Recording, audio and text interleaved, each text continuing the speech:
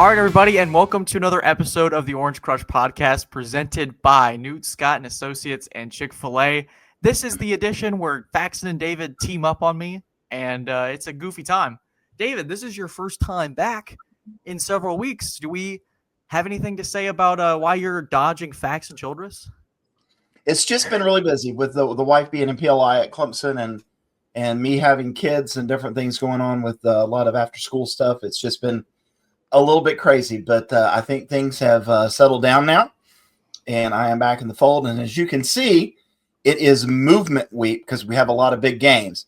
And I'm not saying movement week just because I ate a lot of rich food in New York City and my bowels need to have a reset. I'm talking about movement in the ACC, SEC, Big Ten standings. A lot of big games going on. That's why we're here, right? Absolutely. We got Mr. Faxon Childress down below. Before we get started, as always, Faxon, what have you been up to this week? I understand that you guys are raising some money over there at the Roar, big time. Man, right here, Tigers for Tatas at the Roar. Just first and foremost, thank you to Dabo and thank you to Kathleen Sweeney for allowing us to partner with the All In Foundation for the 11th consecutive year, man. And we're approaching the $1 million mark with what we've contributed at the Roar. It exceeds that with what they've done with Dabo's All In Foundation. So very blessed and very appreciative to be a part of the campaign and, raise some more money for breast cancer. This morning between Walt and my show, because Walt was taking over for Mickey, we raised over $11,000 in 6 hours for Tigers for Tatas. So our listeners have been great. I'm sure we have a lot of crossover with our listeners and people that watch the podcast. Thank y'all. Appreciate you guys so much. We love all you guys. And you can go to tigersfortatas.com right here if you want to check out more information, get yourself some merchandise. We've got hats, we've got shirts, and all proceeds go to Dabo and Kathleen's All In Foundation. So obviously, football games are important. We all care about whether the team wins or loses. You have a family member that gets diagnosed with cancer, your perspective changes real quick. And that's something that's happened to me in recent memory as well, with my mom and her battle with breast cancer too. So just really appreciative for the platform and the opportunity to be involved with something that's so personal to me and my family. And Dabo and Kathleen just do such a great job being the example every year. So beyond humbled and beyond blessed, man. And it's just great to be a part of. Yeah, absolutely. And it's one of those things where Sweeney talked about earlier this weekend. It's that special week where the community really comes together, and it's a nice culmination on Saturday to kind of see it all come to fruition here in Death Valley. But before we get to the Clemson game, we'll do Clemson SMU as sort of the final thoughts at the tail end of this program.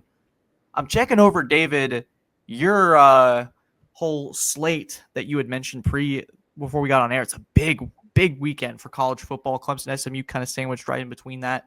But I do want to get started on something Friday night. And we're going to always have our eye on where Miami is the rest of the way. They've survived, I think, their murderer's row, per se, of their schedule. They took down Florida State. They took down Notre Dame. The easy part's here. They play Louisville.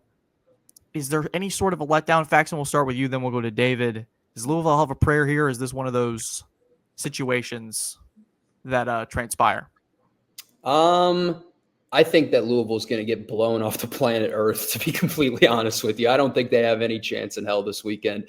I don't think Louisville's very good, just to be completely blunt. I watched the entirety of their film back against James Madison the other day because I was bored and had the time. Oh my gosh. I worry about what Messidor and Bain are about to do to that offensive line because they've really struggled to get pushed this season, especially in the run game. People remember last year, right, in Death Valley, when you think about Louisville, you think about Isaac Brown running all over the Tigers. You think about the push that they were getting up front in the run game. You think about Tyler Shuck having a pretty good command of that offense. None of those things exist this year. Brown's been banged up. The O-line's garbage, and they can't keep Miller Moss upright. He's not very good or a very good decision maker when he is upright. I think that this is Miami by 30, to be completely honest. I think this is like 44-17. I think Miami's going to come out and try and send a message in front of the home crowd. And I think there's an argument to be made that Miami is the best team in the country. So that's my evaluation on this football game. I think we're going to get 3 weeks down the line and no one's going to be talking about Louisville as a good football team anymore. I don't think there's a whole lot of legitimacy to that program this year. Not so fat. I'm just kidding. Both teams have had, open dates going into this, and Louisville's coming off that loss to the Fighting Tony Elliott's in their last time out. Now, here's the deal: Jeff Brom is a really good offensive coach. He's had a week, 2 weeks almost, really to prepare for Miami. Miami's going to be at home. There's going to be at least 35 or 36 people there. It's Miami. A lot of the tow truck drivers are going to be in there. Look, we know what's going to be happening, right? It'll be a good atmosphere, not a great atmosphere. I think Braum can draw up enough plays for Miller Moss as long as he's not throwing interceptions all over the place, which it just depends on which Miller Moss you get that day, whether it's an interception or whatever. The line is I think 13 or 13 and a half. I kind of like that maybe through the end of the third quarter, and then Miami really begins to pull away because the quarterback that we really expected to see for Georgia last year is now playing for Miami this year. That's the guy that we really expected to see. He's really starting to put it all together. And, it looks like Miami's got really the inside track to an ACC championship game appearance. Yeah, they took that message to heart of wasting Cam Ward last year, and their defense is playing phenomenally. The line of scrimmage on both sides.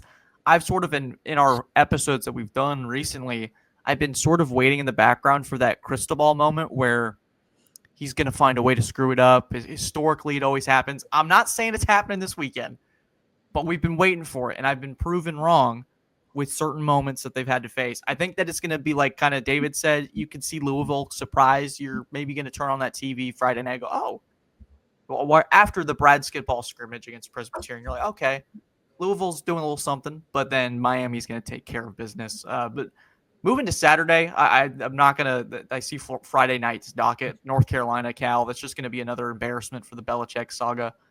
But LSU and Vanderbilt. That pains Grayson to say. I hate to interrupt, David, but that pains him so much to say. Like every time we talk North Carolina on the pod, Grayson tries to zoom by it and avoid the embarrassment that was his guy for ages. And he's just like, yeah, that's not great. We don't want to talk about that. But if it was the inverse, Grayson would be like, that's my boy, man. What'd I tell y'all about Bill Belichick? Like, David, I just want to make sure we're on the same page here. Like, you see how we're trying to breeze right by this topic, right?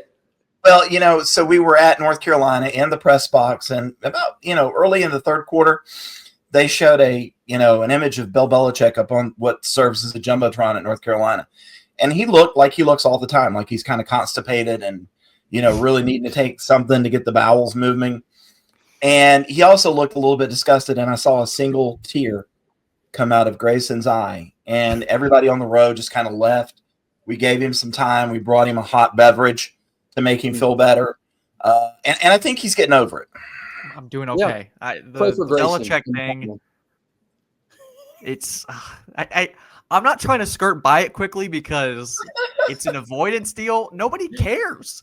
It's one of those things like they've become so irrelevant. So I don't really know what you guys want me to do there and talk about North Carolina and Cal. I think we got better games to discuss. So it's the Calgorithm all the way. These it's allegations the are crazy. Man, the lefty, JKS. Come on, right These here. are great. Is David dancing on the pod? What have we done? Oh my gosh. We got. Anyways, moving on. LSU and Vanderbilt. This feels like one. I think this is a big step for Vandy. LSU's offense hasn't been great all season long. That was from start to finish.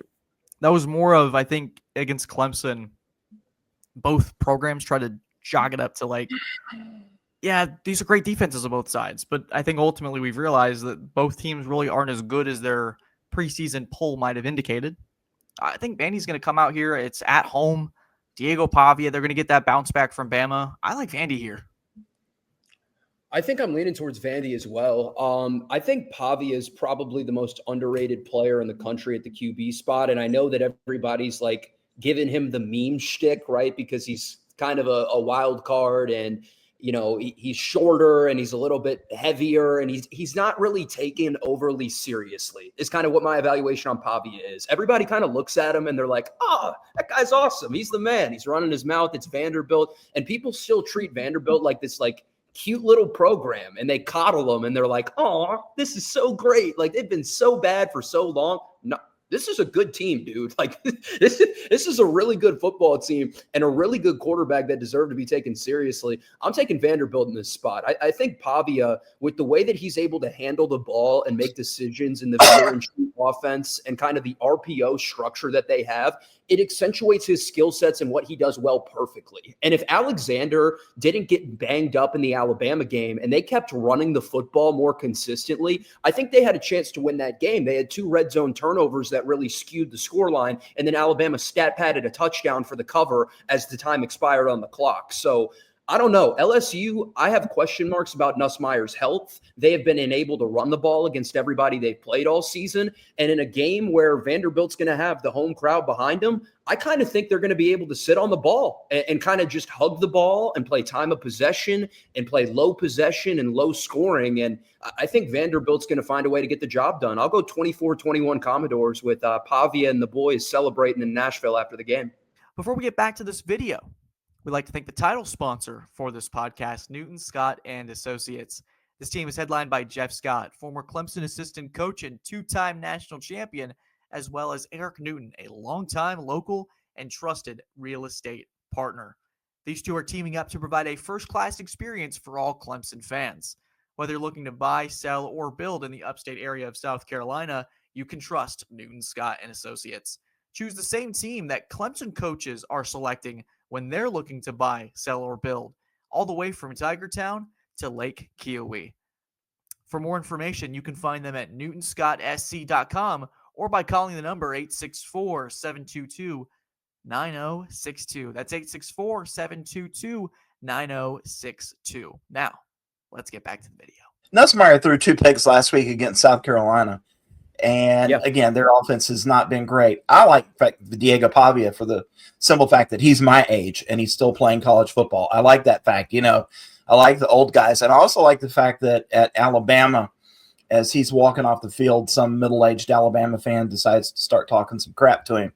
And he immediately starts talking crap back like he was going to go into the stands and fight somebody, you know, after that one. I like his guts. I really do. I'm with the Commodores on this one, man. Let's go. Wanted to get over this one quickly because the Georgia Tech propaganda machine never truly stops with Faxon Childress and a certain backup quarterback. But the Yellow Jackets are undefeated. Heading into Duke against Faxon's QB1, Darian Mensah. A lot of quarterback narratives on the line in this one. I wanted to go over real quickly before we get to some of the heavyweight clashes on the back end of this slate. I like this Georgia is Tech. A heavyweight clash. Show some respect. I'm I sorry. like this clash. It's a clash. It's a clash. Both teams are undefeated in the ACC. That's Thank true. you. Thank Charlotte you. game. Okay, let me get the air for a second here. This is a heavyweight class, and I'll tell you, or a heavyweight clash, and I'll tell you why. All right. The Ramblin' Wreck from Georgia Tech, who I've told everybody about for years, albeit I still believe are playing the wrong quarterback. They're really good. They're a really good football team. And they're undefeated in league play. They're undefeated overall. They're the number 12 team in the country. They're losing this weekend. And I'll tell you why. The Duke Blue Devils are going to get the job done at home. And Georgia Tech, if we're being completely honest with ourselves, stole one in Winston-Salem. And I mean stole one. Like in the worst way I've seen somebody steal one in an ACC game. Funnily enough, since Georgia Tech stole one from Miami, where Cristobal'd it up. So they got the benefit of a really bad call, and they were able to find a way to win the football game. Those type of things usually have a way to come back on a karmic cycle. Like if you get away with one and you didn't really deserve it, there's usually some comeuppance coming on the back end. Mensah looks like the best quarterback in the country to me, not just the conference, the country. I think he's the best quarterback and arguably the best player in the entire country. I think that Duke's offensive coordinator, Jonathan Brewer, does a phenomenal job balancing their offense. They've got 2 stud backs in Shepard and Castle that can go, and they've got to find a way to control the time of possession in this game because that's what GT is so good at. But GT, again, this isn't just blind hatred. They are so limited in the passing game. If you can get them in second and third and medium and long, and the drives that Clemson did that, they had so much success down in Atlanta defensively. That's the key to this game as it is for every game playing against Georgia Tech. Get them out of their identity, get them uncomfortable, and make Haynes King have to beat you with his arm. Give me the Blue Devils in this one, 31-20 over Georgia Tech. Yeah, 11 and points. you said it all. Blue Devils are better at running the football. They're better at stopping the run. Manny Diaz, not an idiot. He knows to stop Haynes King. You stop Haynes King, you stop Georgia Tech. Clemson forgot to figure all of that out when they lost. Yeah, they should have lost at Wake Forest, except for an official went stupid. We've seen that a lot this year at the wrong time. Yeah, you're absolutely right. Not a lot I can say about the rest of that. You're on point. There you go. There you have it. I apologize to the ACC folks out there for not classifying this as the big time battle at noon in Duke. Excuse me. It's high flying Excuse ACC action. Come on, dude. Put on for the league. We got no Sankey qualities on the left side of the screen, Hoodie. This is where we're supposed to be pumping propaganda and telling everybody how much more it means. And man, when you get an ACC game on a cool, crisp afternoon in Durham, North Carolina at noon, you better bet yourself that's a heavyweight clash. Come on, Grayson, man. Yeah, Hands are up. Ah, man, you guys are throwing me off my game. Wallace Wade Outdoor Stadium will be rocking. It'll be pumping, man. You can get in the door for $24. 60% capacity. Can't wait. Can't wait. They had top 10 Illinois coming to town and nobody showed up. I don't care what that is. That's not football. I will say that, like, they've made so many resource investments, and Wallace Wade is so nice now compared to like Sammy Watkins running on the track in purple jerseys in 2012 that we all remember. And the fans still need to just do a better job in Durham. Like, they can invest and treat it like a football school. The fans need to start showing some support because Diaz is doing a hell of a job. Like, he's coaching his tail off up there. Shoot, Duke could have Tom Brady out there and maybe 10% more people would show up. Nobody cares. Yeah, Manny might be the head coach in Happy Valley next year. He might. You might be on something. There's some Penn State candidates out there that's going to be that list is pretty extensive, and Diaz should definitely be on that one for sure. All right. Heading into the back half, we chose 6. We're going to get this is number 4. Ole Miss. Right 9. Heading into Sanford Stadium against Georgia. I haven't been too sure of my assessment of Ole Miss. I don't know how much the LSU game really told me because I'm not sure LSU's that great. Georgia has had a couple of hiccups here and there.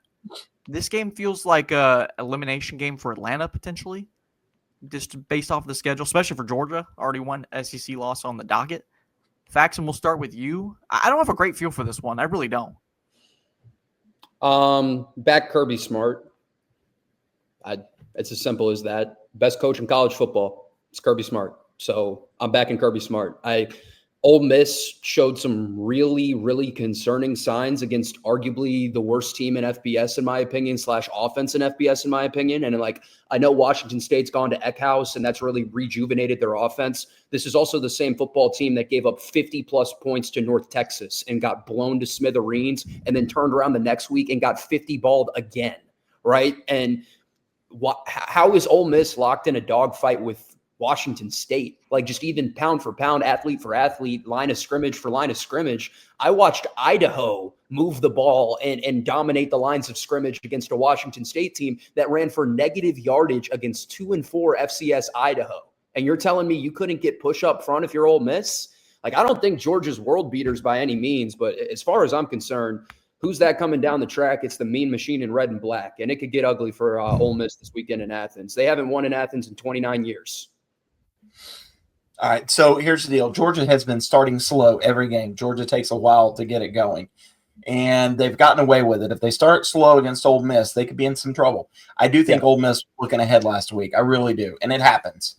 Yeah. Clemson was against Troy for forever, right? You're coming off of a loss. So I'll give Ole Miss some credit there. The problem is Ole Miss just isn't as good as Georgia. They're just not top to bottom as good. And Georgia can start slow, maybe fall behind 7-10 and still come back in. It's if they get behind by further, they're going to be in trouble. But Gunnar Stockton is another in a line of Georgia quarterbacks, kind of efficient. I think they get the job done. It's not going to be sexy, not going to be pretty, but they'll get it done. Be one of those 30 or 24-13 type of things where it's low scoring, but Georgia overall controls it. Wouldn't shock me in that case. This one is going to be a lot of fun. High-flying offense. Tennessee at Alabama. Bama's picked up some big wins. Vanderbilt, they just went into the belly of the beast that is the Missouri Tigers. Like, I'm tripping over my words here, but Alabama has really impressed me under Kalen DeBoer. They feel balanced. Ty Simpson feels like he's playing one of the better quarterbacks in the country. They're creating turnovers on defense. I like Bama a lot here. Yeah, I just, what is Tennessee? Like, I think I know what Alabama is. What is Tennessee? Because they're a team that's played 3 SEC teams.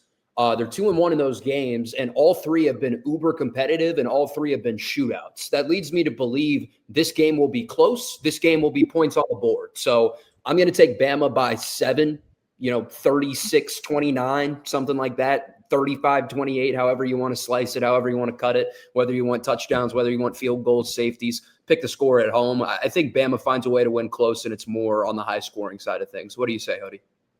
Yeah, I like them at home, and I think they have the better quarterback. It's pretty simple. And, they really are starting to find their stride, them being Bama. And I think that they are now kind of one of those teams that you start to look at as, hey, are they a national title contender? We didn't think that after that week 1 loss at FSU. Now FSU is in shambles, and Alabama looks like they could, have a run to the playoff. I like Alabama in this one, and I'm not going to lie. I think I like them by a lot.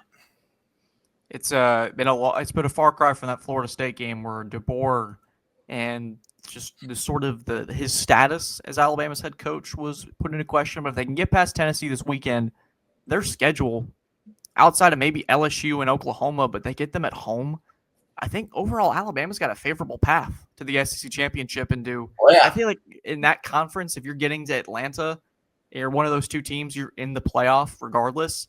So for DeBoer, what a remarkable turnaround from teams having meltdowns against Vanderbilt last year, and now turn it around a year later. DeBoer wins. This is just what he does. He just needed a year to kind of figure it out with the transition year with Nick Saban. So Alabama, like what they're doing. Final game on the docket before we get to Clemson and SMU and sort of talk about just what exactly is going on there at quarterback with the Tigers. USC coming off a big win over Michigan. Travels to South Bend to play a team that is playing really good football and under the radar. CJ Carr is playing like one of the more efficient quarterbacks in the country. He's slinging the rock. I think I like Notre Dame here, just a little bit more of a balanced football team. And can USC handle that recent success? They've sort of been this turbulent roller coaster of a program. Picked up a big win, but I don't know if lightning strikes twice. Yeah, I mean, Lincoln Riley can't coach outside of Pacific Standard Time, so give me Notre Dame. It's really just as simple as that. I think I said it last week on the pod, Grayson, and you'll vouch for this too, that I have 100% confidence that Notre Dame's going to the playoff. They're not losing again this year, and they're going to the playoff. I'm just going to tell you that right now. I'll double down on my take a week later. CJ Carr is one of the best quarterbacks in the country already. And I think a lot of people across the country just kind of brushed this team to the side after the first 2 weeks and was like, oh, they don't play in a conference championship game. They've got 2 losses. Like, they're eliminated. No, you're wrong at home if that was your take, because they have a 3-point loss to the number 2 team in the country in Miami, and they have a 1-point loss to the number 5 team in the country in Texas A&M. And the Texas A&M loss was on a miracle jump ball as time expired. Notre Dame's going to win the rest of their games. They're going to get better and better, and they're going to beat somebody in the college football playoff. I know that this is not a game preview, but I just want this on the record because I'm extremely convicted in what I'm seeing of this team on tape. They're getting better. Marcus Freeman's one of the best coaches in the country, and this Carr kid's got it, man. Like, I'm telling you, pre-snap, that kid is not 18 years old and a true freshman pre-snap right now. He looks like a veteran. He looks seasoned, and he looks poised. So I like Notre Dame potentially running away in this one this upcoming weekend. And I just don't trust Lincoln and the Trojans to travel well. I like Maeva. I like Lemon. I like some of the pieces. It's just in totality, I think Notre Dame's got too much, and their lines of scrimmage play has also been vastly improved these last couple of weeks, Grayson. Yeah, they've been improved. They've been rocking and rolling. And as you said, you kind of called your shot with this offense and what Notre Dame was able to do. So I do like them in this spot. They've been playing a lot better football as of late, playing a lot more poised, playing with a lot more confidence. And so overall, I like the way they're moving. I like with the groove that they're playing with. They've been playing to the beat of their own drum. And so overall, it's been a pretty solid track record from them. So We lost David momentarily, but the show goes on. We'll see if we'll get him back in studio here. We're just going to keep rolling, Faxon, and get your thoughts on Clemson and SMU, the Mustangs. This is an interesting one. Undefeated in the ACC, in control of their own destiny to Charlotte. But the big story is whether Cade Klubnik is going to suit up on Saturday. An offense that's a lot better with him, to be frank, with our listeners and our viewers. They're in trouble. I've got SMU regardless in my mind, but ultimately I think that it could be a little bit more difficult if they don't have that option. If Stevie's got to go, there's a lot more questions than answers. Yeah. I don't know, man. I don't know. Like, sitting here a little bit over 24 hours removed from the game, it's a tough read. If 2 goes, I think the Tigers win. If 2 doesn't go, I think the Tigers lose, is kind of where I'm at. And, you know, I'll just say this as well. I tweeted out something a little bit last week, and I'm going to sound like a message board guy, and I hate sounding like a message board guy. No offense to all the people that post on TigerNet. We love you.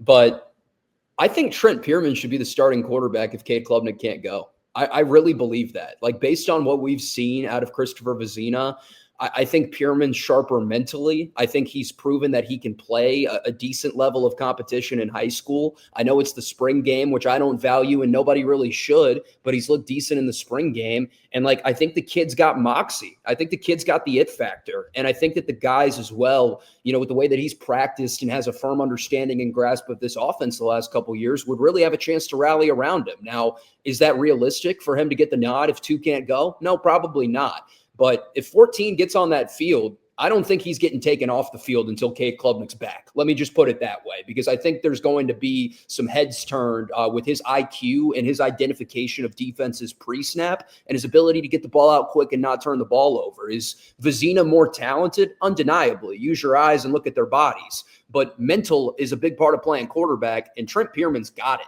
between the ears. So that's just my 2 cents on the QB situation. I really hope Cade Klubnik plays because you need him, and he's your best option by a landslide. But if he can't go, I'd go 14 over 17 right now, man. Give me Pierman. Yeah, I kind of like that idea. You know, I do think that if 17 goes, it'll be a short leash. I don't think they're going to throw him out there and say, hey, it's not working. You know, we're going to replace him in midway through the third quarter. I think it will be a fairly quick deal. I think we, you know, can look at the betting line, which has gone from 11.5 to 10.5 to 9, now down to 4.5 in some spots, which lets you know that the bettors are thinking that Cade is not going to play. And I'm just going to tell you, if he does play, he's going to be extremely limited. There's not going to be a lot of the QB run game that has really kind of helped spark this offense. And therein is my concern for this entire game, is that Clemson has not had a run game all year long. Yes, there have been games where they have piled up some yards. It has never looked crisp. It has never looked great. Now you take away the QB run game part of it. You're going to rely on a guy that doesn't have a lot of experience, with some guys in Ezi Amume and Gideon Davidson who haven't looked great. Grayson and I said on our podcast earlier this week, why not Hammerhead? Why not get 19 some carries? That kid looked really good, right? Like, he looked like a running back hitting the hole. They haven't seen that. Yeah, but it's one of those situations where I thought beforehand, oh my, okay. So for our YouTube audience, you're seeing something out of BoJack Horseman. But for our Spotify audience, let me just convey this for you. Hoodie has essentially done the Lee Corso headgear pick, and I think it sounds like you're taking the Mustangs. Yeah, I think it just kind of points to SMU right now. They're playing a lot better than they were earlier in the year. If somehow Cade gets that, you know, I'm going to pull out an old reference. Do you guys know what I mean when I say Willis Reed? Yeah. Limit out onto the court for the next way back when. If he somehow does that and can kind of pull this team to victory, great. But, you know, right now, man, it's kind of trending toward SMU for me. Yeah, I would say it's trending towards this. Clemson's going to have to win a track meet on Saturday, and I don't think you can do that even with a limited Cade Klubnik. And some of the things you're going to ask him to do, that's a tough task on an ankle sprain. Yeah. That the wear and tear over the course of a game, that could be trouble for this group. So, Faxon, we're going to leave it to you. Final thoughts before we wrap up. Thank you guys, as always, for tuning in. Faxon, I'll leave the floor to you. Cade Klubnik, if you're out there, we need you, Cade Klubnik. Please, Cade Klubnik. No, in all seriousness, 2 needs to go on Saturday, whether it's on one leg, whether it's on a peg leg, whether it's on a dead leg. Cade Klubnik needs to play on Saturday. I know that kid's a freaking trooper, and he's going to push to play. So let's hope that 2's out there, because I think the Tigers could be in trouble if he's not. Final thing I'll say, listen to the Tiger Tailgate Show in the 3 hours leading up to the game on the Clemson Athletic Network this upcoming Saturday. We have our breast cancer slate of guests, and it's going to be great for breast cancer awareness, including Miss Cat, the first lady at Clemson. Come on, who doesn't want to hear from Miss Cat? She's awesome, right? So tune into the Tiger Tailgate Show in the 3 hours leading up to the game. Check out tigersfortatas.com. We're raising money for breast cancer awareness the entire month of October, and very appreciative of everybody that's gotten in and generously donated thus far, including Grayson Mann, who bought himself a little shirt earlier today. So thank you for that, Grayson. And you can get this snazzy hat right here at Tigers for Tatas or theroarfm.com. It'll take you right to a link to where you can donate and support a great cause. There you go, and there you have it. Be sure to be a part of the cause, and it's nice to kind of rally with the community alongside the Roar. And we're here. Obviously, I did a little donation myself here at our little TigerNet Thursday segment earlier today. But guys, thank you as always for tuning in. Subscribe for more David Hood shenanigans, because you know they're coming, guys. You know they're coming.